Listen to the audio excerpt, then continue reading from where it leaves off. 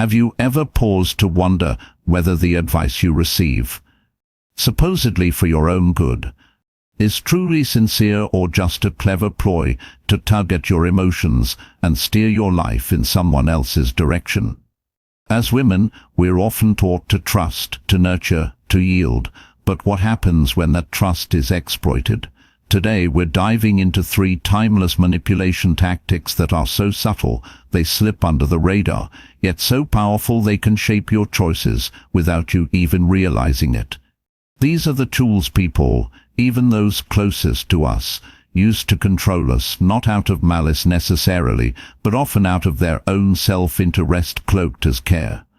By the end of this journey, you'll not only recognize these traps, but also arm yourself with the clarity to break free and reclaim your agency. Let's explore these tactics through real stories, sharp insights, and a lens that centers women's strength, because your freedom, your voice, your life, they're worth protecting. Picture a young woman at 19, standing at a crossroads.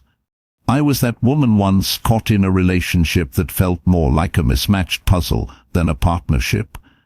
I knew deep down we weren't right for each other, and I wanted out. But when I voiced my decision to end it, my father stepped in with a force I hadn't anticipated. He wasn't just disappointed, he was insistent. "She's so good to you," he said, his voice heavy with authority. "You don't even see how lucky you are. She's devoted to you, and you're throwing it away. I've lived longer, I know better, this is for your own good. Think about it, or you'll regret it later." His words hit me like a tidal wave, stirring guilt and doubt. Was I being ungrateful? Was I too cold-hearted to see her worth?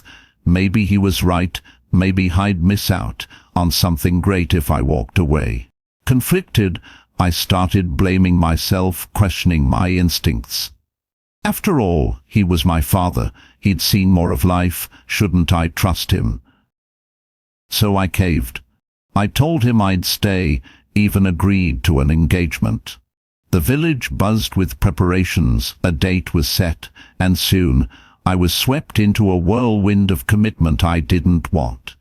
But as the days passed, a quiet unease grew louder. To people so clearly mismatched, why was ending it wrong? Then it hit me, this wasn't about my happiness. I dug deeper and learned the truth. My father had struck a deal. Her family asked for a modest dowry, a bargain that saved him money and boosted his pride. A son married off early meant status in our community, a feather in his cap, not mine. His "for your own good" was a mask for his own gain, and I nearly paid for it with my future. In the end, I found the courage to call it off, despite his protests and moral lectures. When he saw I wouldn't budge, he dropped the act. "They asked for so little, and you still walked away. Good luck finding someone that cheap again. We're not rich, you know." The truth spilled out, and I laughed, not out of joy, not relief. "Don't worry, Dad," I said. "I'll live alone and save you every penny." That moment was my first taste of freedom, a lesson in seeing through the guise of moral manipulation. This is the first tactic, manipulating through morality. It's when someone wraps their agenda in the language of virtue, claiming they're acting in your best interest. Parents, friends, partners, they might say, "Marry soon, don't be so picky, we just want you to be secure," or "Don't chase that risky dream, stay safe, we're only thinking of you." On the surface it sounds like love, but dig deeper and you'll often find their motives, preserving their reputation, avoiding their own discomfort, or dodging financial strain. Women especially face this pressure, conditioned to prioritize others' needs over our own. In 1950s America, countless women were guilted into marriages or motherhood with lines like, "It's for your stability, your family's honor," when really it was about upholding a societal script that benefited everyone but them. The trap is subtle because it preys on our empathy, our desire to be good. But here's the key: if it feels off, it probably is. Your gut isn't lying, their good intentions might be. Now let's shift to the second tactic, manipulating through labels. People can't be forced to change, they convince themselves. All it takes is planting a label, a seed that grows into the behavior you want. Imagine a little girl in a church, everyone gone except her and a priest. He asks, "Where are your parents?" Tears spill as she whispers, "They died in a car crash." The priest pauses, then says, "It seems you're a child of God." That girl grew up to be a renowned writer, later crediting that moment, that label, with shaping her life. It gave her purpose when she had none. This is the power of naming. It's not always sinister, but it can be wielded to control. Take a husband who wants home-cooked meals every night. He doesn't demand, he praises. "You're a master chef," he says, even if the dish is simple. He films it, shares it with friends. "Look at my wife, the culinary queen. She beams, starts cooking more, not because she loves it, but because the label feels good." Or a boss who tags an employee the team's rock star, pushing her to overwork just to live up to it. In the 1980s, a study of schoolgirls showed teachers labeling some smart lead them to outperform others, even when the labels were random. The girls internalized it, striving to match the tag. For women, this can be a double-edged sword. We're called nurturers or selfless, nudging us into roles that serve others, not ourselves. The trick is recognizing when a label lifts you up versus when it boxes you in. If it's steering you somewhere you don't want to go, peel it off. Finally, the third tactic, manipulating through emotions. Years ago, I had two close friends, one weak big brother. He borrowed money from the other, a hefty sum, and years passed without repayment. When I asked the lender why he didn't demand it back, he shrugged. "If I ask, I look stingy. Big brother says I'm like his little brother. How can I bring up money?" That's the trap, emotions as shackles. Big brother leaned on their bond, making any talk of repayment feel like betrayal. The lender stayed silent, not out of generosity, but guilt. I swore off family ties like that after watching it unfold. They're too easy to exploit. Think of historical figures like Joan of Arc, a peasant girl turned warrior in 15th century France. Her leaders preyed on her faith, her sense of divine duty, urging her into battle after battle. She gave everything, not for glory, but because her emotions, her belief in a higher calling, were expertly tugged. Women are often targets here, our compassion weaponized against us. "You're my rock," a partner might say, keeping you tethered through guilt. The tactic hinges on two moves: feigning deep emotion without feeling it, and tying it to people who benefit you. If the profit dries up, so does the affection. Master this and you're the puppeteer, falter and you're the puppet. For us the shield is simple: question the feelings being stirred. Are they real or just a leash? These three tactics, moral guilt, labeling, and emotional strings, they're not new. They've shaped women's lives for centuries, from Victorian wives guilted into silence, from modern mothers labeled superwomen until they collapse. But here's the hope: awareness is power. Look at Malala Yousafzai. I shot for seeking education in 2012, yet she rose, not because she dodged manipulation, but because she saw through it. The moral claims of tradition, the labels of weakness, the emotional pleas to stay small. She chose her path. You can too. Life's a funnel, gains and losses swirling together, but your freedom, that's yours to hold. The sun rises tomorrow, and with it, your chance to stand tall. Let's linger on that first tactic a bit longer, moral manipulation, because it's a thread wove and deep into the fabric of women's lives. It's not just a personal story, it's a societal one. Think back to the suffragettes in the early 20th century, women like Susan B. Anthony fighting for the vote. They faced a barrage of "for your own good" rhetoric. Clergy, politicians, even other women argued, the home is your sacred duty. Stepping into politics will ruin your femininity, your family. We're protecting you. It was a moral cage gilded with concern, but a cage nonetheless. Yet those women saw the lie. They pushed back, risking arrest, hunger strikes, public scorn. Their victory wasn't just a ballot. It was a crack in the wall of guilt that had held women back for generations. Or consider a modern echo, a single mother I met named Carla, working two jobs in 2020 to keep her kids fed during the pandemic. Her boss, a man with a corner office and a cushy salary, pulled her aside one day. "You're stretching yourself too thin," he said, his tone ripping with paternal care. "Take fewer shifts, focus on your family. I'm only saying this because I care about you." She almost believed him, until she overheard him later, griping about her unreliability to a colleague. His care was a ploy to ease his scheduling headaches, not her burdens. Carla kept her shifts, found childcare, and later landed a better job. She told me, "I stopped buying the guilt trip when I saw who was really cashing the ticket." That's the lesson. Moral manipulation thrives when we doubt ourselves, but it crumbles when we trust our truth. Now let's weave a broader tapestry around labeling, because it's not just a personal nudge, it's a cultural hammer. In the 1960s, Betty Friedan wrote The Feminine Mystique, exposing how women were tagged happy housewives, a label that masked their quiet despair. Society clapped for them, "You're the heart of the home," while they swallowed boredom, pills, and unvoiced dreams. That label wasn't random. It was a tool to keep women in place, serving a post-war economy that needed men in factories and women in kitchens.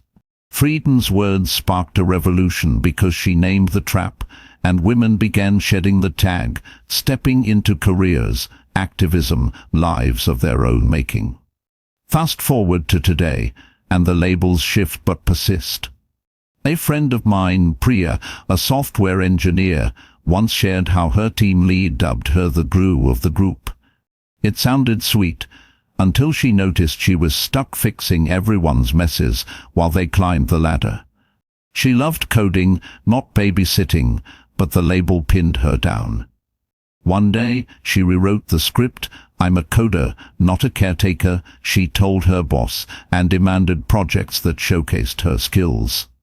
She got them, and her career soared. Labels can lift, like the priest's words to that orphan girl, but they can also bind. For women, the trick is knowing which ones to wear and which to burn.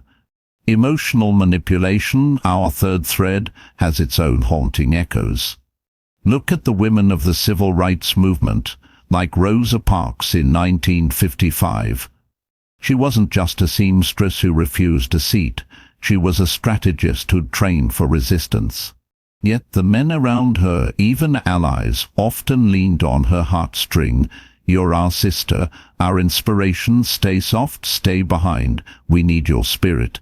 They meant well, perhaps, but it was a pull to keep her in a role that served their narrative, not hers. Rosa didn't bend, she sat, she spoke, she led, because she knew her emotions were hers to wield, not theirs to play. Or take a quieter story. A woman named Eleanor I met in a support group. Her ex-husband had a knack for tears. "You're my everything," he'd sob whenever she tried to leave his chaos, infidelity, and all. She'd stay, not for love, but pity, until one day she saw the pattern. His tears dried up the moment she agreed.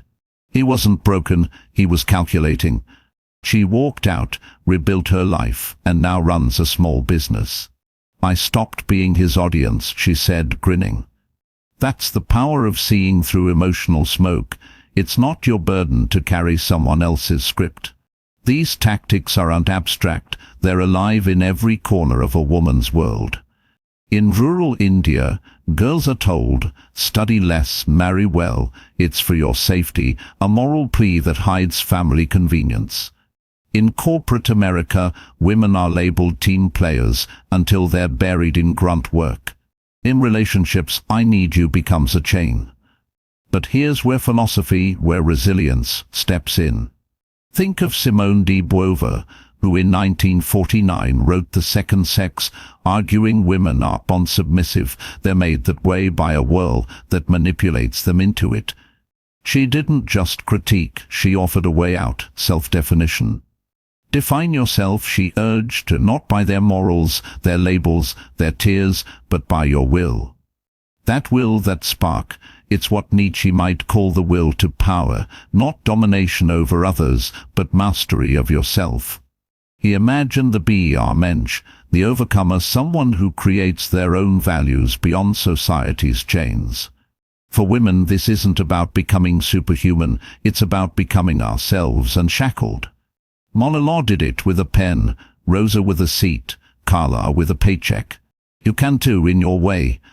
The tactics may linger, but they don't own you. Life's a storm, yes, but as the pine stands green through winter, you can stand tall through theirs. Let's deepen this journey, because these tactics aren't just moments, they're systems, and women have been navigating them since time began. Moral manipulation, for instance, has roots in ancient codes. In Confucian China, daughters were taught filial piety, a virtue that sounded noble but often meant obedience to fathers, brothers, husbands. It's for your honor, they'd say, as girls were married off young, their dreams traded for family prestige. Fast forward to 17th century Europe, and Puritan women heard, your purity is your gift to God, a moral leash that kept them silent, subservient.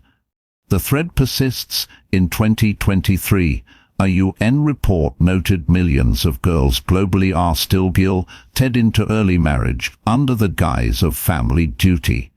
The tactic's old, but its grip is modern. Yet women break free. Take Hypatia, a 4th century philosopher in Alexandria.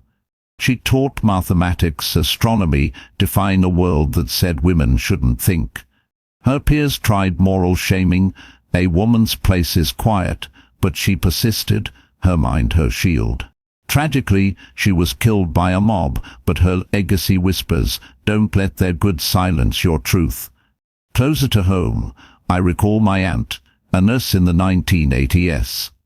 Her mother begged her to quit, nursing's too hard, settle down, I just want you safe. My aunt saw the love, but also the fear, and kept working. She retired a head nurse, proud, free. Moral traps are real, but so is the strength to step over them. Labeling, too, has a long shadow. In medieval Europe, women healers were called witches, a tag that turned wisdom into a death sentence. Joan of Arc labeled heretic, burned for it, yet her vision outlived the flames. Today, the labels soften but stick. Bossy for a woman who leads, emotional for one who cares. A 2019 study found women in STEM are often tagged supportive rather than innovative, nudging them into shadows while men take credit. But women rewrite the story. Ada Lovelace in 1843 was called a mere assistant to Charles Babbage, yet her notes birthed computer programming. She didn't wait for a new label, she made one, first programmer. You can too, name yourself, coder, dreamer, fighter, whatever fits your soul. Emotional manipulation's history is just as rich and just as heavy. Cleopatra, in 30 BCE, ruled Egypt with wit and charm, but Roman propaganda painted her as a seductress, using her womanly wiles to control men. They twisted her power into an emotional ploy, diminishing her genius. In the 19th century, enslaved women like Harriet Tubman faced masters who dweep your family to keep them loyal, yet sold their children without a blink. Harriet Tram lead others to freedom, her heart her compass, not their crocodile tears. Today a co-worker might say, you're my work wife, don't leave me hanging, tying you to their deadlines. The answer, feel but don't fold. Your emotions are yours, not their currency. Philosophy offers a lantern here. Nietzsche's eternal recurrence, the idea that life loops endlessly, asks, would you live this again? For women, it's a call to craft a life worth reliving, not one dictated by others. Marcus Aurelius in Meditations wrote, "You have power over your mind, not outside events." That's freedom, not bending to guilt, labels, or tears. In 2021, an Afghan girl, Zara, fled the Taliban, her father pleading, "Stay, we're family." She left, studied abroad, now aids refugees. She chose her mind over his emotions, her will over his morality. These stories, these tactics, they're not just warnings, they're invitations. To question, to see, to rise. Life's not fair, it's a funnel, gains slip away, losses pile up. But like the cypress thrives without praise, you can thrive without their approval. The sun rises, and so can you, a woman not manipulated, but made anew by your own hands. Let's paint this fuller still, because these tactics don't just touch us, they shape us, and women's resilience shines through the cracks. Moral manipulation often hides in tradition. In 1920s Japan, good wife, wise mother was the mantra, a moral ideal that locked women into homes while men built empires. A woman named Akiko Yosano, a poet, rebelled, writing verses that demanded love, not duty. Her words were called scandalous, but they lit a spark. Women began questioning the good they were sold. Today a friend, Maria, a Filipina immigrant, faced her in-laws, "Quit your job, raise the kids, it's your role." She smiled, kept her career, and raised brilliant children. Tradition's moral weight is heavy, but it's not unbreakable. Labeling's cultural dance is just as vivid. In colonial Africa, women were bearers of culture, a tag that meant preserving customs, not challenging them.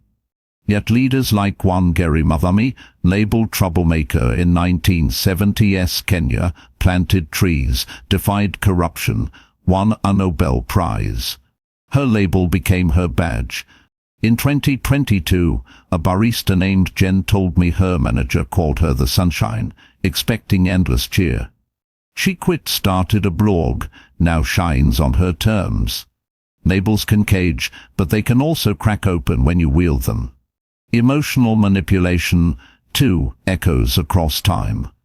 In 19th century Britain, suffragettes like Emmeline Pankhurst were told, "You're breaking our hearts. Think of the children, my husband's wanting them home." Emmeline marched, her heart unbroken by their pleas. In 2018, a woman I know, Sarah, left an abusive partner who'd cry, "I'll die without you." She chose life, hers, and now counsels others. Emotions are potent, but they're yours to command, not concede. Philosophy ties this together. Existentialist from Sartre to Beauvoir says we're free to define ourselves, no script required. Nietzsche's will to power isn't about ruling others, it's about ruling you, your choices, your path. For women this is liberation, shedding guilt, labels, tears, to stand as we are. In 2024, a Ukrainian mother, Olena, fled war, her brother begging, "Stay, we're blood." She took her kids to safety, now teaches resilience. She's no BR mensch, just a woman who chose. This is your story too.